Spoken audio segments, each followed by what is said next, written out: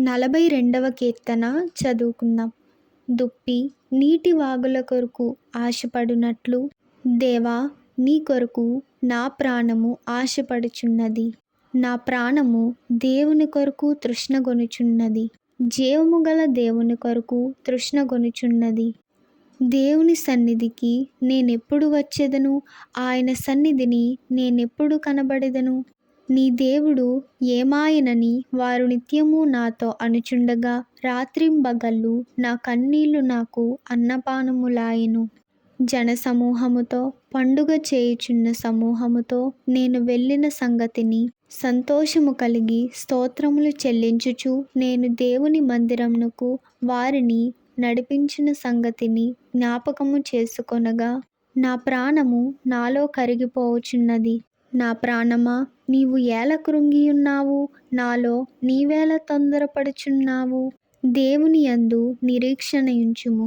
ఆయనే నా రక్షణకర్త అనియు నా దేవుడనియు చెప్పుకొనుచు ఇంకను నేను ఆయనను స్తుతించెదను. నా దేవా, నా ప్రాణము నాలో కృంగియున్నది.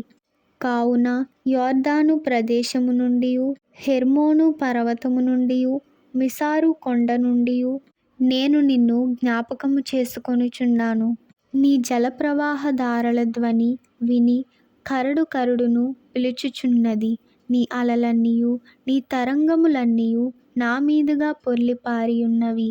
అయినను పగటివేళ యెహోవా తన కృప కలుగునాజ్ఞాపించెను. రాత్రివేళ ఆయనను గూర్చిన కీర్తనయు, నా జీవదాతయైన దేవుని గూర్చిన ప్రార్థనయు నాకు తోడుగా ఉండును. కావున నీవేల నన్ను మరచియున్నావు? శత్రుబాధ చేత నేను దుఃఖాక్రాంతుడనై సంచరించవలసి వచ్చినేమి అని నా ఆశ్రయదుర్గమైన నా దేవునితో నేను మనవి చేయుచున్నాను. నీ దేవుడు ఏమాయనని నా శత్రువులు దినమెల్లా అడుగుచున్నారు. వారు తమ దూషణల చేత నా ఎముకలు విరుచుచున్నారు. నా ప్రాణమా, నీవేల కృంగియున్నావు? నాలో నీవేల తొందరపడుచున్నావు? దేవుని యందు నిరీక్షణయుంచుము. ఆయనే నా రక్షణకర్త, నా దేవుడు. ఇంకను నేనాయనను స్తుతించెదను. ఆమేన్.